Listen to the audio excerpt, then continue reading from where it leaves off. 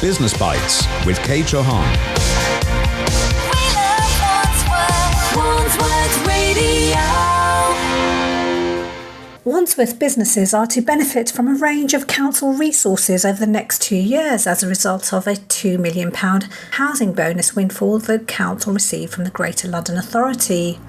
Here's Steve Diamond of the council's Economic Development Unit, who explains what it will mean for new and existing businesses. It's funding that's become available to the council through a reward mechanism, really, in the way local government finance works, and it's linked to the amount of housing which is permitted and built in the borough. And so it's a great opportunity for us to be able to extend and enhance some of the support we provide to businesses, particularly in the current situation where council's having to make savings in lots of areas. I think the biggest benefit from our point of view is it will help us to extend and invest in our town centre management programme, where we are working with businesses in the 5 main town centres to look at a sustainable approach to town centre management in the future. That will require some more business participation and business involvement, and the council's working very closely with businesses in those 5 centres to do that. But the new homes bonus allows us to really put in place a structured 2-year programme to be able to do that. But we also want to help businesses in a more general way across the borough. So at the moment my particular role is putting together a programme of support based around some workshops which we've been running over the last 12 months and trying to extend those again for another year or so. Looking to respond to the kind of thing that businesses are asking us about. So how do I start a business? Where can I get access to funding? What can I do about premises? What do I do about staff? So we get quite a lot of these queries coming into the Economic Development Office, and we want to use some of that funding to be able to provide a bit more structured advice and some regular events and support to help local businesses answer those questions. With regard to the town centres that you just mentioned, are there any particular town centres that you're going to be prioritising, or is it equal across the board, exposed towns like Roehampton and Tooting or Thursdown? If there's a lot of need in those local communities, would there be a lot more money going into those centres? Well, our town centre programme has been going for many years, and it's based on 5 town centres, which in terms of their economic weight and also in planning designation are quite clearly the major town centres. So those would be Putney, Clapham Junction, Wandsworth Town, Balham and Tooting. And you're correct that there are other smaller centres that are around, and we try to support those where we can. So you've mentioned Roehampton. That isn't a town centre that we support as a town centre, but there's a big regeneration scheme that's being promoted in Roehampton at the moment, which would transform that local centre too. And again in Mitcham Lane in Thursdown, we know that's a small centre, but where the businesses have been quite vocal about trying to help that area to be upgraded and promote the services to the local population around there. And we're looking at trying to pull together a smaller version, a smaller package of support around that. So we do what we can, but really those 5 town centres are where we have existing partnerships. Those are the main town centres, the residents of Wandsworth. Those are where most of the employment is in the borough. That's where the impact is most important. If we can now turn to the work that you're doing with local business startups and those obviously already established and wanting to grow, how are you going about providing this advice or support? Well, at the moment we've run a few workshops which provide some fairly basic information about people who are either interested in starting up or in the process of starting up, about some of the key nuts and bolts issues. So, for example, we might get the Institute of Chartered Accountants to come down and do talks about how to find an accountant, what the role of the accountant is. Obviously, that's something they'll be interested in to promote the services of their members, but quite a lot of people don't think about an accountant when they're starting up. It's not the obvious thing you think of, and yet that's quite a good way of getting a bit of advice, as well as getting your finances in good shape at a very early stage. Another example is that there are a range of initiatives either supported by government or corporate initiatives to help startups. So the government has set up something called a startup loans company, which does really what it says on the tin, and that provides some government-backed loans. But you can apply through that to this company, and they will also provide a bit of support as well to help make sure that the loan is actually going towards creating a viable business venture. Now that's a national programme. I don't know how many of your listeners are aware of that, but we worked closely with them on a poster campaign last year in Wandsworth. So it was directly focused in Wandsworth, making clear this support was there. And I think there were probably about 200 loans that year that were given out to Wandsworth startups. So that's quite a simple way where we can use our local connections and local channels to be able to help residents access government support that's available. And typically, how much are the loans that a new startup would apply for? Does it vary on what the kind of business they want to set up? I think it's about between 5,000 and 10,000, I think, is the type of loan that they were looking for there. But so if it was like a mum and pop store, it wouldn't really apply to them then? I don't see why not. I mean, it depends how viable they are and whether they've got a suitable proposition. But part of the process is to make you think about when you apply for a loan. Well, what is your plan? How are you going to pay this back? Have you thought about what earnings, what income you're going to get through the proposal you're putting in? Normally, if you go to the bank for these kinds of things, you won't get the consideration because it needs quite a lot of thought and consideration and advice. Whereas the startup loans company will provide some of that support around that. They probably will tell you if they don't think it is a viable proposal, and you have to go back to the drawing board and respond to that. But it does provide a more amenable source of finance and source of advice than you would get through mainstream. So when's that happening, Steve?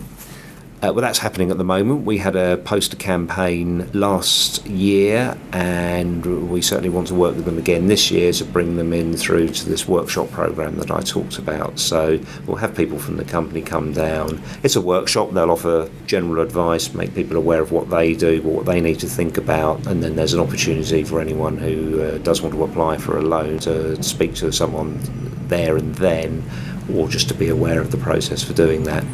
So the one in September, that's about existing businesses and trying to go to the next level in business growth. Yeah. So obviously startups are one thing, and there has been a huge demand for an interest in starting up business over the last year or two. But we also want to help existing businesses. They've been trading in the borough. They've obviously been through a difficult few years, but the economy is looking up. One of the things that we have available for that is our access to a loan fund. We're badging it the Wandsworth Loan Fund, which is it's a source of finance for existing businesses that have been trading for at least 2 years, and we have put some capital budget from the council into a pan-London loan fund that's run by an organisation called GLE. It's not dissimilar to the startup loans company in that it's designed for existing businesses. And it's designed for existing businesses that have applied for loan finance from commercial sources but have been rejected. Quite often that's because banks and other sources of finance don't really have the time to look in detail at a proposal, or they'll base it on someone's credit rating and use a fairly automated approach to doing that. What the Wandsworth Loan Fund does is it offers a little bit more advice and support. Someone from GLE will be willing to come out and discuss the options with the business at their place and their premises. When you say support, would this include things like what they do, the finance that they receive? Obviously part of it is they've been rejected for finance from a commercial provider, so they should have plans in place already.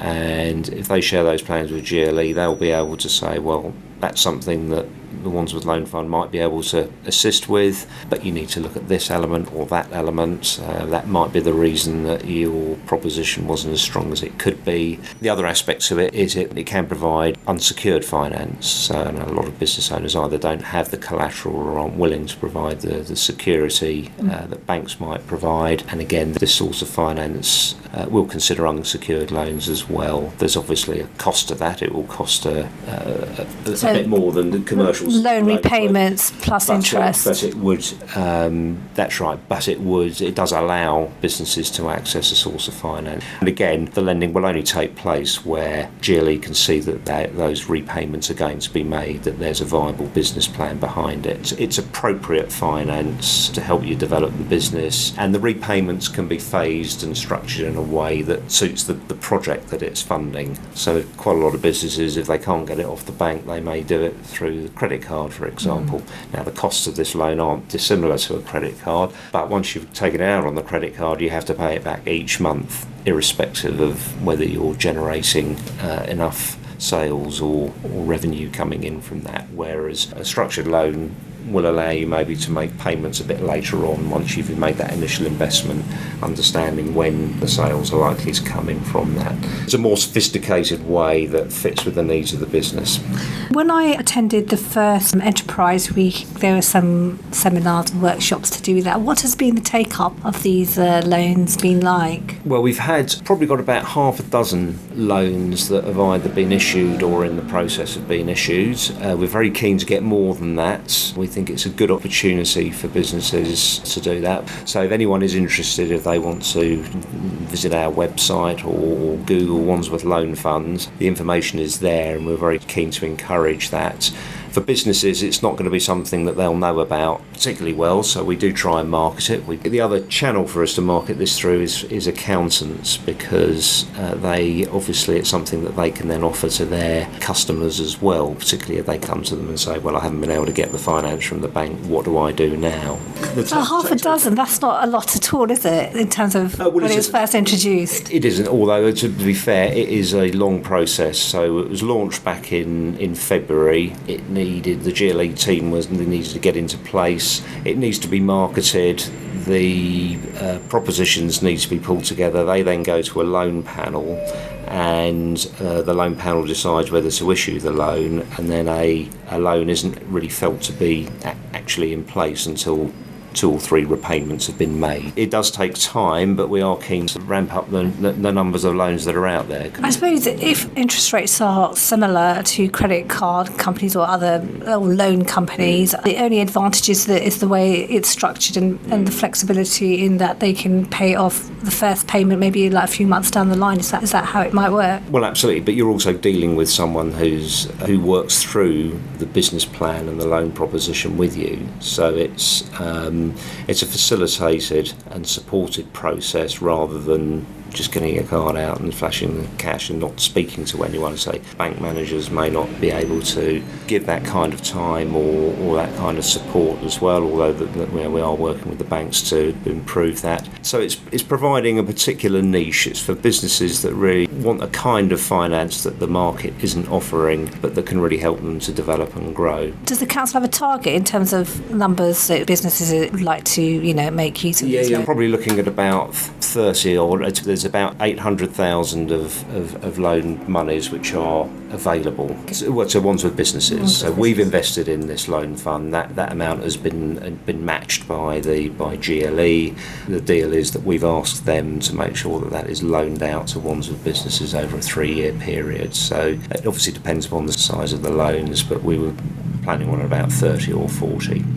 And that's over a 3-year period. There's essentially a 5-year period through which the loans are issued and then repaid. How are you going to be spending this $2 million, or is that earmarked for certain things? I mean, on the business side, there are a range of things which we're developing at the moment. So some of the money will be supporting an extension of a program that's called Supply 9 Elms, which is about getting local businesses to benefit from all the investment that's going into the 9 Elms area and other regeneration programs in the borough. Reasonably good response over the first year. We've probably had about 130 businesses in from Wandsworth that have registered onto that programme and are on a database that we make available to developers and contractors in that area. So what kind of businesses can be suppliers? Would it mostly be in that kind of trade in terms of construction, or is it what services as well? Clearly, where we are at the moment, a lot of it is about building the developments.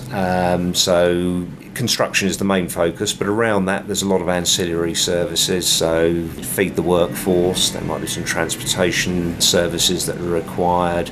Certainly one of our best examples is a company in Tooting that does pest control, and there's been a huge pest control need for these sites right next to the river that perhaps wasn't foreseen at the time, and there's a very good pest control company in Wandsworth which has won a couple of contracts from that. So there are actually quite a lot of opportunities, some of which we know and can plan for because we speak to the buyers and ask them what they want, but there are others that are things that we'd never thought of, or perhaps even the developers had never thought of as well. So if you are a local business and you feel that you might be good to supply a certain service potentially when the work is completed, is this something that they should just pop along to an open day, or how would they find out some more information about whether they could actually apply to be a supplier? We're procuring at the moment a new service, so that a decent responsive service will be in place from September. If you visit the Nine Elms website, nineelmslondon.com, and there's a page there on business and another page on Supplier Nine Elms, then that can provide a bit of details, and there is an email address that people can just register their interest, and we'll put them on a mailing list and let them know when the events and things like Meet the Buyer